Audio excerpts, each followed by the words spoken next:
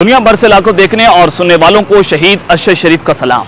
नादरगाम, आज हम इस वक्त सुप्रीम कोर्ट ऑफ पाकिस्तान के बाहर मौजूद हैं और जो फैसला आपके सामने आया कि सुप्रीम कोर्ट ने अस्कुद नोटिस का फैसला सुना दिया जो कि कल महफूज किया गया था और 3-2 से ये फैसला सामने आया है जिसमें जस्टिस कादिर मंदोखैल और जस्टिस मंसूर अली शाह ने इख्तलाफी नोट दिया है और 3-2 से ये फैसला आना। और कल मैंने आपको बहुत पहले बता दिया था अपने आखिरी व्लॉग में कि जनाब सुप्रीम कोर्ट ये फैसला कर चुकी है। जो रिमार्क सामने आ रहे हैं, पाकिस्तान में इलेक्शन होंगे, 90 रोज में इलेक्शन होंगे, तो आज बाकायदा तौर पर आइन और कानून की जीत हो चुकी है और आज जमहूरियत का हुस्न भी आपको नजर आया कि सुप्रीम कोर्ट ऑफ पाकिस्तान ने जनाब 90 रोज में इलेक्शन करवाने का ऐलान कर दिया है, हुक्म जारी कर दिया है। और न सिर्फ गवर्नर्स को कहा गया बल्कि इलेक्शन कमीशन को, चीफ इलेक्शन कमिश्नर को कह दिया गया है कि जनाब आप जो है वो 90 रोज में इलेक्शन करवाएं, क्योंकि ये बहुत पहले कंफ्यूजन चल रही थी कि जनाब जो सुप्रीम कोर्ट ऑफ पाकिस्तान है वो किसको हुक्म देगी, सदर का आईनी इख्तियार है, इलेक्शन कमीशन का आईनी इख्तियार है, गवर्नर्स को कहा जाएगा। गवर्नर्स ने तारीख देने से इनकार कर दिया। कल मोहसिन नकवी का बयान सामने आया, उन्होंने कहा कि जनाब जब मुझे ऑर्डर्स आएंगे तो मैं इलेक्शन का ऐलान कर दूंगा, मैं इलेक्शन से नहीं भाग रहे। और इससे पहले गवर्नर केपी ये बात कर चुके हैं कि इस्टेब्लिशमेंट का काम है पाकिस्तान में इलेक्शन करवाना, मैं कौन होता हूं पाकिस्तान में इलेक्शन करवाने वाला। तो डॉट से डॉट अगर हम कनेक्ट करें तो उससे वाज़ेह हो रहा था कि पाकिस्तान के इस्टेब्लिशमेंट और जो ये इंपोर्टेड हुकूमत है वो इलेक्शन नहीं करवाना चाहती। और फिर आप ये भी देखेंगे जनाब अब खुल्लम खुल्ला नेशनल टीवी के ऊपर बात होना शुरू हो चुकी है कि अगर पॉलिटिकल स्टेक होल्डर्स एक पेज पर नहीं बैठते तो पाकिस्तान गैर आईनी काम की जानिब बढ़ सकता है। खुल्लम खुल्ला मार्शल टेक्नोक्रेट्स की बातें होना शुरू हुई और फिर आपने देखा कि जनाब मोहम्मद मालिक साहब ये बात कर रहे थे। और आज जो सुप्रीम कोर्ट ऑफ पाकिस्तान का फैसला आया 3-2 से, चीफ इलेक्शन कमिश्नर को कहा गया, वो जो कह रहा था कि जनाब मैं तो इलेक्शन का ऐलान नहीं कर सकता, जो कह रहा था कि मेरी आईनी हदूद नहीं है, आज सुप्रीम कोर्ट ने उसी को हुक्म दिया है कि जनाब आपने इलेक्शन का ऐलान करना है, इसी में पाकिस्तान की जीत है। लेकिन इस सारी सूरत हाल में जनाब ये हमें जो नजर आ रहा है, जो इनका नया प्लान है, जो फैसले से हटकर हम बात करना चाहेंगे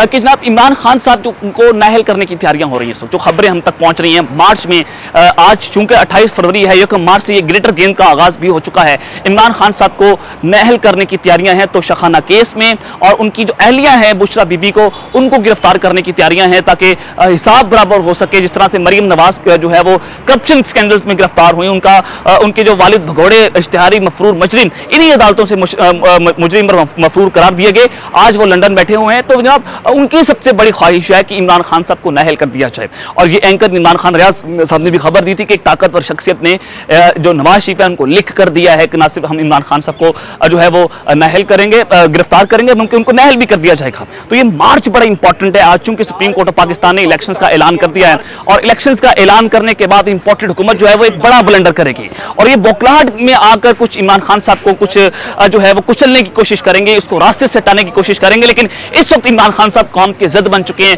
रेड लाइन बन चुके हैं। आज सुप्रीम कोर्ट ऑफ पाकिस्तान ने जो तारीखी फैसला सुनाया है, इससे ना सिर्फ जो है वो आइन और कानून की जीत हुई है बल्कि पाकिस्तान की जीत हुई है। आज पाकिस्तान जीत गया, इंपोर्टेड हुकूमत हार गई है। आज उनको इलेक्शन में आना चाहिए, घसीट रहा है इमरान खान, और ना सिर्फ घसीट रहा है बल्कि ये सुप्रीम कोर्ट ने भी ऐलान कर दिया है। तो ये मखदूम शहाबुद्दीन के साथ भी हम बात करेंगे। तो जी इस वक्त मेरे साथ मखदूम शहाबुद्दीन मौजूद हैं और आज का जो सुप्रीम कोर्ट का नोटिस का फैसला आया है तो हम इनसे पूछेंगे कि जो ये सुप्रीम कोर्ट ने इलेक्शन कमीशन को हुक्म दिया कि आपने 90 रोज में आईनी हदूद में रहते हुए इलेक्शंस जो है उसको अनाउंस करना है, उसकी तारीख देनी है, तो आप क्या समझते हैं कि माजी की जो है उसको दोहराया जाएगा और या फिर हुकूमत जो है वो इलेक्शंस का ऐलान कर दी? कि नजर तो नहीं आ रहा कि हुकूमत जब इलेक्शन में जाएगी, क्योंकि आपके सामने खान साहब की पॉपुलैरिटी भी, और फिर अगर ये इलेक्शन में जाते हैं तो सबके सामने 2/3 मेजॉरिटी के साथ खान साहब वापस आ रहे हैं, तो क्या कहेंगे?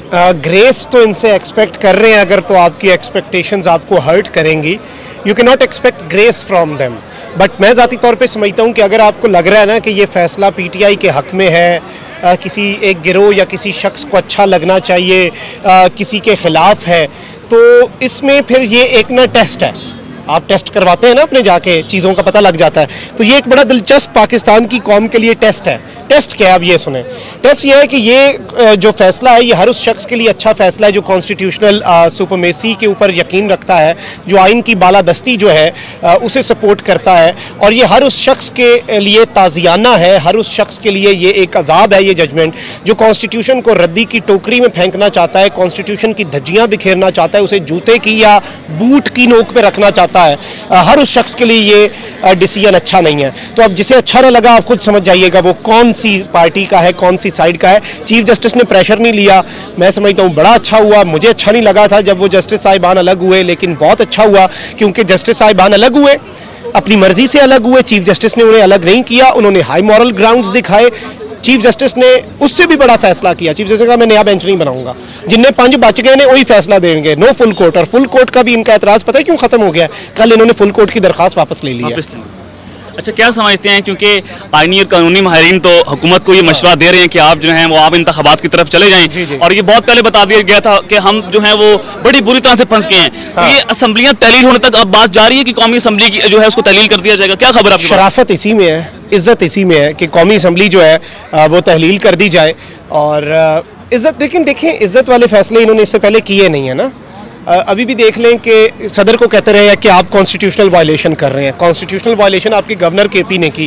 गवर्नर पंजाब इसलिए बच गया क्योंकि उसने एक लेम एक्सक्यूज़ बना ली कि मैंने तो जी वो नहीं ना किया था, तहलील नहीं की थी, दस्तखत नहीं की, इसलिए मेरी जिम्मेदारी भी नहीं है। फिर किसकी जिम्मेदारी है? फिर एक काम करते हैं, भारतीय पंजाब का गवर्नर बैठा है, उसकी मिन्नत करते हैं कि सर जी प्लीज़ आके इलेक्शन अनाउंस कर दो, खुदा का खौफ करो यार। लेकिन चले, मान लिया इलेक्शन कमीशन बायस्ड साबित हुआ, इलेक्शन कमीशन को कहा गया एक्टिवली अपना किरदार अदा करो, और सदर का कहा गया कि सदर ने अपना इख्तियार सही इस्तेमाल किया है, सदर दोबारा इलेक्शन कमीशन से मुशावरत से तारीख दें। सदर को क्यों नहीं कुछ कहा गया कि आपने, अगर सदर ने मुशावरत की कोशिश ना की होती तो कहा जाता सदर साहब आपने गलत किया।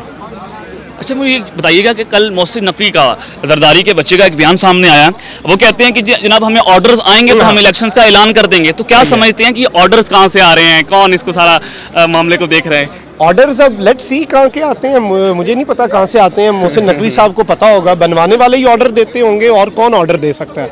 और ऑर्डर जो हैं वो इसी तरह के होते हैं।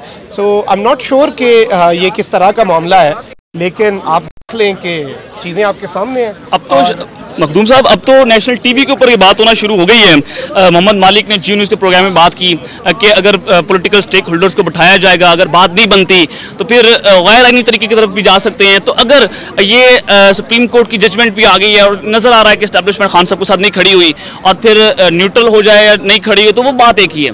तो जनाब क्या देखते हैं आप कि ये टेक्नोक्रेटिक सेटअप लाकर इस मामले को लंबा करना चाहेंगे? क्या हुकूमत? सुप्रीम कोर्ट बैठी है ना, जब सुप्रीम कोर्ट 91 दिन में इलेक्शन की बात नहीं कर रही तो टेक्नोक्रेट तो इंतहाई गैर आईनी काम है ना, वो तो नहीं हो सकता। टेक्नोक्रेट और ये सारी जो ऑप्शन टेबल पर मौजूद नहीं है, बिल्कुल है, ऑप्शन तो टेबल पे मौजूद था। बुलाएं सुप्रीम कोर्ट वाले अहमद मीर साहब को और उनसे पूछें कि उन्हें किस शख्स ने कहा था इलेक्शन नहीं होंगे 90 दिन में।